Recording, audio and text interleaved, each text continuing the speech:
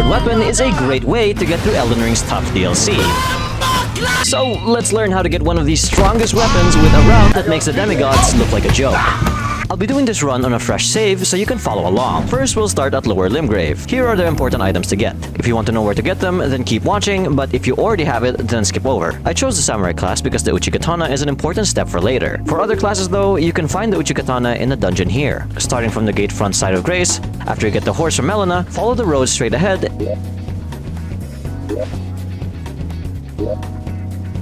Keep going straight until you see this little hill where you should turn left,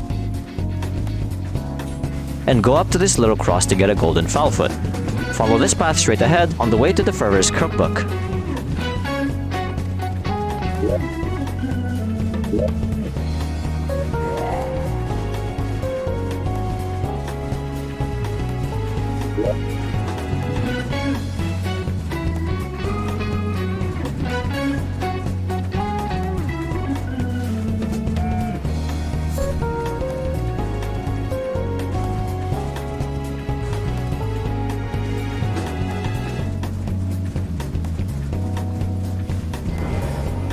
This is the recipe book needed for the sleep pots. Make sure to pick up the runes if you're on a new save. You can continue on this way because we need to head over to the Third Church of America. From here, we'll simply do the Greyoll path to get the levels required for the Blasphemous Blade, which means head on over to the back of the church to teleport the Dragon Barrow. Turn around and simply follow the path until you find the bridge.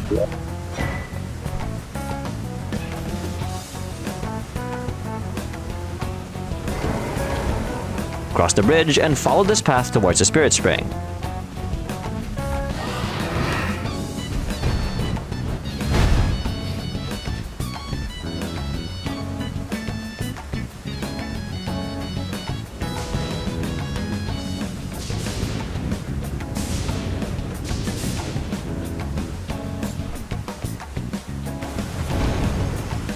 After the spring, follow again to reach Fort Farath.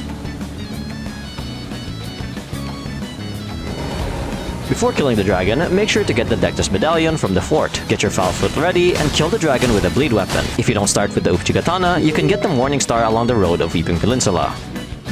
After killing the dragon, don't spend your runes immediately, or just spend half to be safe. Instead, buy 3 crack pots and the crafting kit from Kale in the church near the starting area, and then another pot will be on another merchant in North Limgrave. I'll show the way to this guy later on. In the Round Table Hold, buy the dagger. Then finally, buy the last cracked pot from this merchant on the first path in Weeping Peninsula. While you're in Weeping Peninsula, head on over to this church to get 2 blood grease from the graveyard. If you have Bloodflame Blade, then use that instead. On the way there, you will find 1 Saint Trina Lily, so make sure you get it.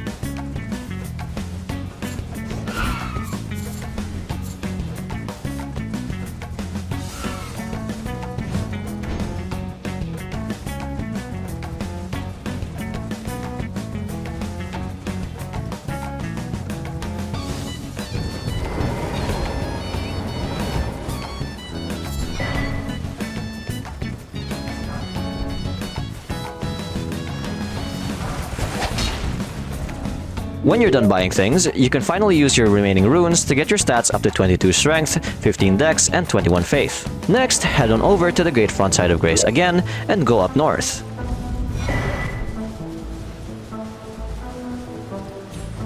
Continue until you find this side of Grace. Once there, make sure to get this stone sword key. Then follow my path ahead. This leads to the Strength Not Crystal tier.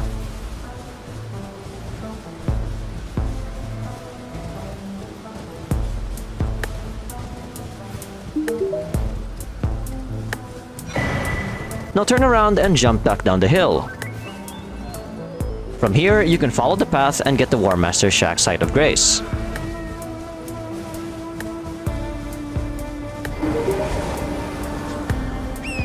From there, you can follow my path up this hill.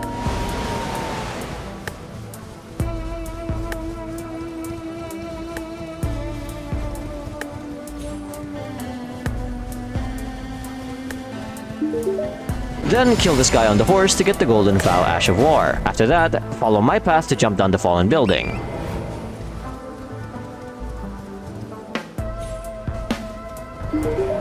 Here you can get the lance, another important part of the run. Just continue going down the path and get the grace.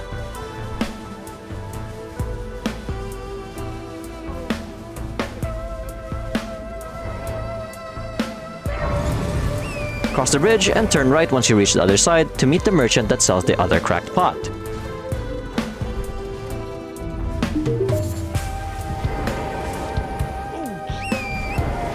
After you buy it, continue down the path until you reach the pond where the Tibia Mariner is.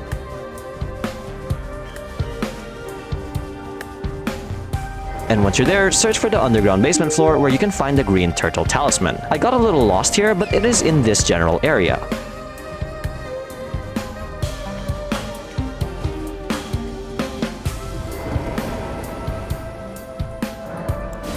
Now, head back to the Stormhill Shack side of Grace and make your way to Liurnia. I'm going to show you the fastest way to get to the Volcano Manor. What you want to do is head to this place in Liurnia where you can find Raya. Talk to her and accept her quest. Then follow my path to get the scenic Isle side of Grace.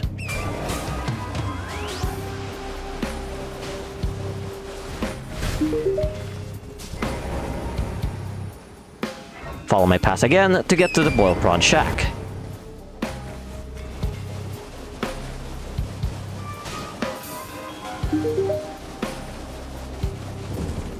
Get the Grace and talk to Bogart. You're going to need either 1000 runes or to kill him to get the necklace back. When you're done, head back to the scenic Isle side of Grace and go back to Raya to give her the necklace. She's going to give you the Volcano Manor invitation. To accept your invite to the Volcano Manor, simply head up to the Altos Plateau with the 2 Dectus halves and she'll be waiting for you in this area. Keep in mind she might not appear depending on how much of the game you've completed. Talk to her and let her take you to the Volcano Manor. From here, you want to talk to Tanith and join the Volcano Manor. An optional tip from me is to kill Bernal at the War Master's Shack before you join the Volcano Manor because this gives you access to the Assassin's Gambit early game. When you've joined the Volcano Manor, follow this path to unlock the Temple of Iglay. This is going to be a little bit of a long one, so I may or may not be talking. The torch is optional, by the way, because all you have to do here is follow the walls on your right. But if you really want it, then you can buy it at any of the merchants that I mentioned.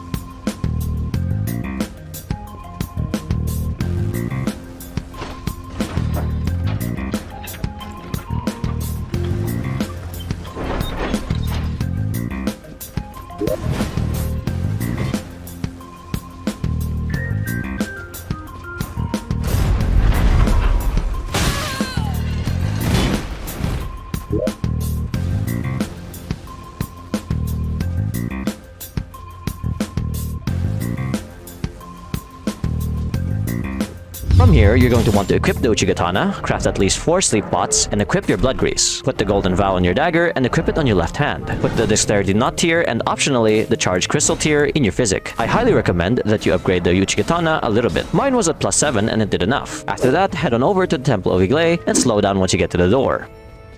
Walk over to this bench where you see the papers on the ground. Do not go past this point. Look up and see your head align up to this point. Then, throw your sleep pot.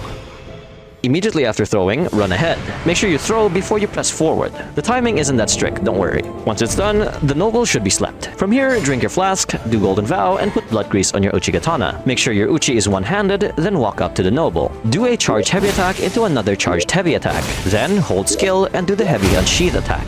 The noble is going to stagger, so do a riposte. Immediately after you do the riposte, throw another sleep pot and back away. You might have to dodge here, so make sure you pay attention. Once it's slept again, take a breath and you simply have to repeat the attacks. Charged heavy attack, another charged heavy attack, skill heavy, then riposte, and Sleep Pot. The ideal amount of repeats for this is only 3, because after that, the Noble requires more than 1 Sleep Pot, but even though I messed up at the end, I managed to get it down. Pro tip, if you mess it up, Alt F4 immediately. This will cause the game to not save, but if you do this, make sure you save and quit right outside the boss room. Make sure you only use around half of the runes because we need runes to upgrade the Serpent Hunter. Now it's time to do the path from the temple to Rykard. This is going to be another long path, so enjoy the music and follow along.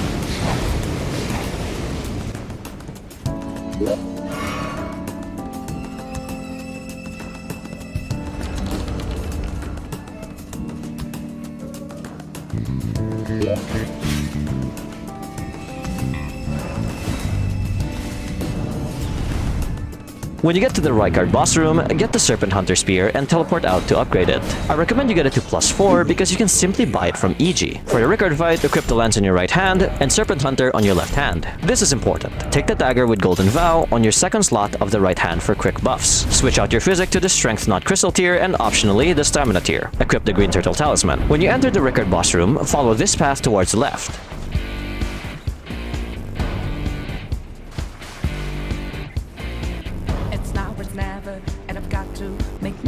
This is where we'll start the fight. Buff up. When you're done, walk up to around this distance, then stop. From here, you crouch and then do a two-handed light attack. This is a crouch poke, and you'll want to be spamming it towards Rykard. Once the snake turns around, lock on and keep attacking only with the crouch pokes. In this manner, the Serpent Hunter does about twice as much damage. Keep in mind that in both phases, you will still have to dodge some attacks, but a really lucky run means that you don't have to dodge at all.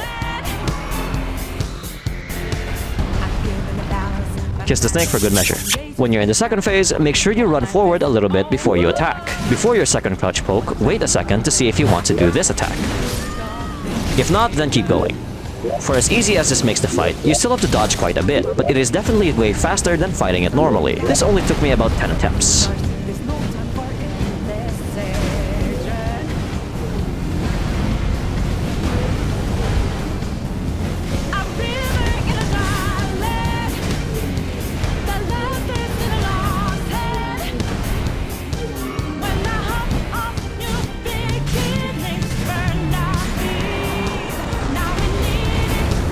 Just like that, turn over the Blasphemous Blade to Enya and have fun with the DLC because I don't have it yet.